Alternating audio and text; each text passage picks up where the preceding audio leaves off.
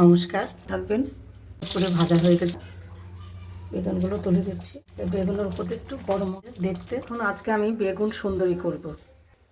দেখুন, বেগুন সুন্দরী করার জন্য কি কি উপকরণ লাগবে সেটাই আমি দেখুন 3 কোয়া রসুন, আর এখন কাঁচা লঙ্কা, আর এখানে আছে আদা, আর এখানে আছে টমেটো। দেখুন, হলুদ, সর্ষে, আর দিয়ে দেবো এখানে সাদা তেল দিয়ে দিচ্ছি। দেখুন, বাদাম। এবার এটা আমি বেটে নেব। বাটা হয়ে গেছে। এবার লবণ হলুদ দিয়ে আমি বেগুনটাকে একটু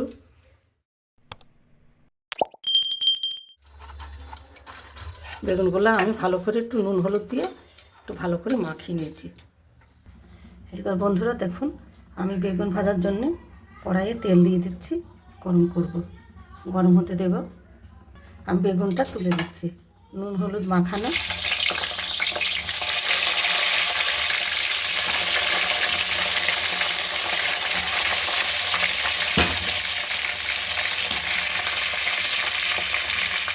এবার একটু ঢেকে দিচ্ছি বেগুনটা, আমি একটু নেড়ে নেব।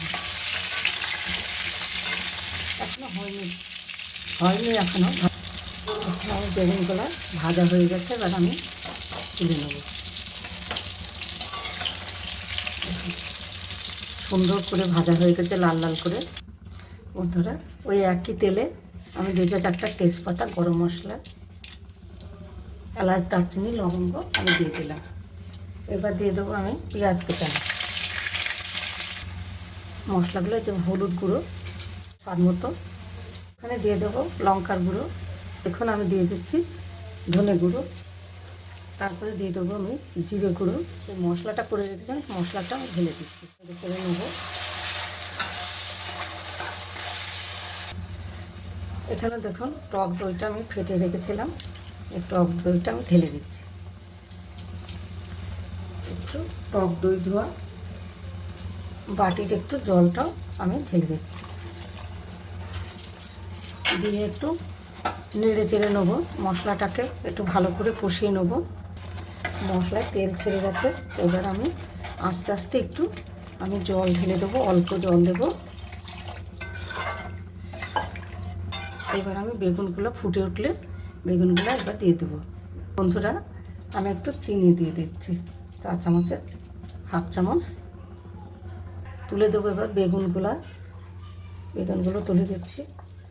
ভাজা বেগুন এই যে সব দেওয়া হয়ে গেল। এবার দিয়ে দেবো ওপর দিয়ে একটু পেঁয়াজের পাতা, একটু কুচি একটু দিয়ে দেবো, একটু ধনে পাতা কুচি দিয়ে আমি নামাবো। ওপর দিয়ে বন্ধুরা, এই বেগুনের উপর দিয়ে একটু গরম মশলা গুঁড়ো দিয়ে দিলাম। এই গরম মশলা গুঁড়োটা দিয়ে দিলাম। গায়ে দিয়ে খান, খুবই টেস্টফুল, খুব টেস্ট হবে। গরম গরম ভাত। এই দেখুন কত সুন্দর লাগছে দেখতে, খেতেও ততটাই সুন্দর লাগবে। বন্ধুরা, ভিডিওটা ভালো লাগলে এই ছোট্ট চ্যানেলটাকে একটু লাইক, শেয়ার, সাবস্ক্রাইব করবেন। নমস্কার। দেখুন, রান্নাটা কমপ্লিট হয়ে গেছে। এবার